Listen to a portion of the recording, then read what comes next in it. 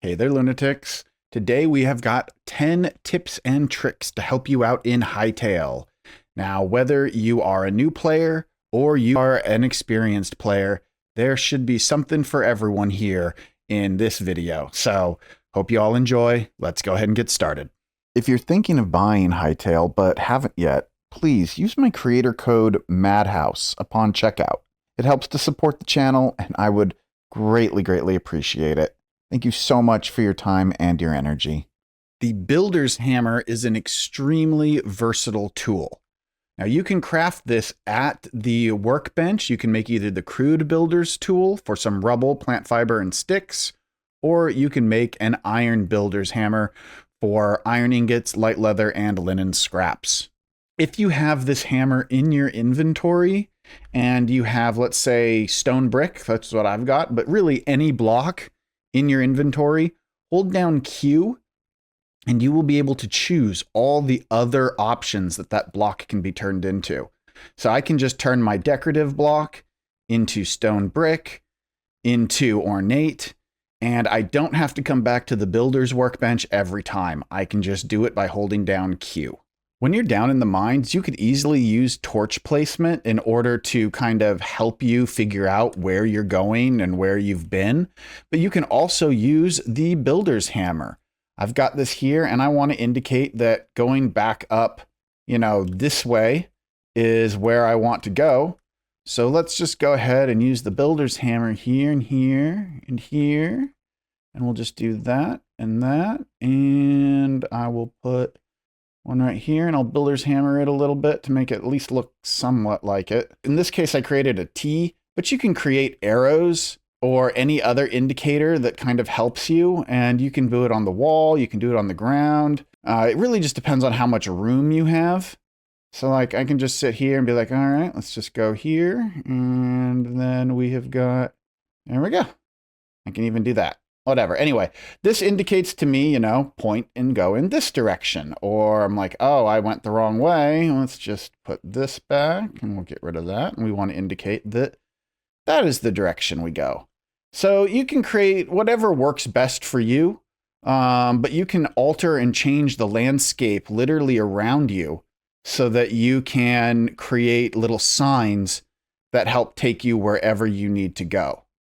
Hytale has a lot more placeable objects in it than you may initially think. Like I've got this pumpkin pie in my hands and it gives me the option to place it down. But when I try to actually place it, I either hit the table or I start to eat the pie. Well, you can fix that by holding down Control and then placing the item.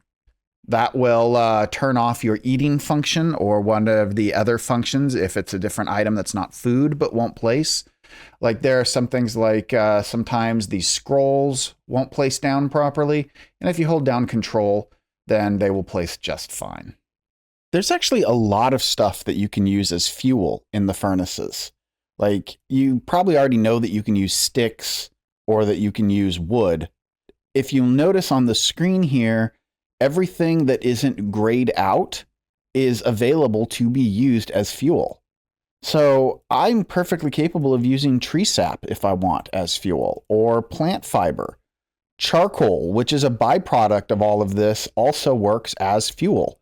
Heck, if it's wood, practically it will burn as fuel. I could use a wooden door if I want. I can use these crude torches. I could even use this ruined wooden bed. But they all have different levels of quality. The beds are probably the worst one, as it can take upwards of like 20 of these things just to smelt a single thorium ore. The best are probably the wood logs, or possibly even wooden planks. Between those two, I haven't really tested to see which is better between planks and logs, but both burn very slowly. However, in a pinch, you can use pretty much anything that you would think would be flammable. Hey, you. Yeah, you. Right there. So I just got puked on by the Time Cat today, and he coughed up a note saying that you wanted to host your own server for your favorite game, but had no idea how to do it. Well, I have good news. Right now, if you click on the link in the description below, you can get 10% off your purchase of a gaming server from G Portal. Yes, the Time Cat has sold out, and he is now peddling gaming servers. But seriously, setting up a G Portal server is one of the easiest things you can do. It takes less than 5 minutes from creating your account to launching your new server. Help the Time Cat buy some snackies and a new bed so he can lay in the sun. Purchase your new G Portal server from the Madhouse for 10% off and help support a small channel in the process. Now, back to the video. There are lots of different ways to get your hands on stone rubble, but if you're in a position where you don't want to go hunting for any of the rubble, you can take cobblestone, or you can take mossy cobblestone, frozen, that sort of, all of those various versions of cobblestone, and you can put them in the salvager workbench in order to get rubble of the same type. Some people may have already noticed this, but there are lots of different objects that can go into the builder's workbench, not just stone and wood. In this case, plant fiber can go into the workbench, and you can get rope and diagonal rope out of it. Or you can put iron ingots into the builder's workbench, and you can get iron bars, chains, even a stack of iron bars from a decorative purpose. I like how they have 2 different sizes of chains also. If you're at the point where you're trying to make potions and you're wondering, where the hell do I get an empty potion bottle? First thing you'll notice is that the flavor text for it specifically says that it can be acquired by smelting sand in a furnace. So over here in the furnace, I've got some white sand and some red sand. It really doesn't matter what type of sand you use. You can use regular sand or you can use colored sand. It doesn't matter. Either way, you are going to get empty potion bottles when you put them into the furnace. Converts at a 1-to-1 ratio. If you have your pickaxe equipped and you have a shield equipped, like I do right now, then you can essentially shield bash to break multiple blocks. Now, it's a little finicky, and I've noticed that it doesn't always work. Like, what I'm going to do is I'm going to hold right click, so that's going to put me into a block position. Now I'm going to left click this wall, and I bet you nothing's going to happen. Yeah, I'm shield bashing this wall. Nothing is happening.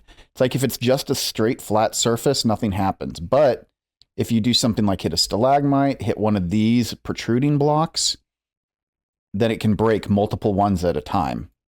Sometimes it only breaks one. Sometimes it breaks more than one. It's a little finicky, and I don't think it's better than just straight up mining, but it does work.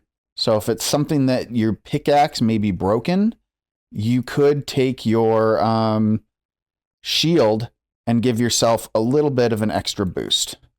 If you place gold ingots into a furnace and turn it on, they will all get smelted into gold blocks. And it happens pretty instantaneously. As you can see, that happened real fast. But now I've got gold bricks. And if we put those gold bricks into the builder's workbench, we can build a whole bunch with them. We even have various decorative and ornate gold brick styles. Now, unfortunately, you cannot turn any of your gold blocks back into gold bricks. So once you have smelted them, they are stuck as a block. You can adjust your control of how much you're picking up in a stack. So if you right click to pick up just a single item in a stack, you can then use your mouse wheel to scroll up or down and get as many as you want of that item. Those are all the tips and tricks I have got for today's episode, but don't worry, there will be another one at some point. So be sure to hit that subscribe button if you haven't already. And if you learned something today or you enjoyed yourself, I would appreciate it if you hit that like button as well. It goes a long way to helping out with the channel. If you could leave a comment too, that also helps the algorithm realize that people actually care about my Hytale videos, and that would be nice to see too. So I always appreciate it when I can see a comment from you guys because I love hearing from you. If you have any questions, please be sure to leave them below as well, and I will do my best to answer them as quickly as I possibly can. I hope you all have a wonderful rest of your day. Stay happy, stay healthy, stay crazy, everyone.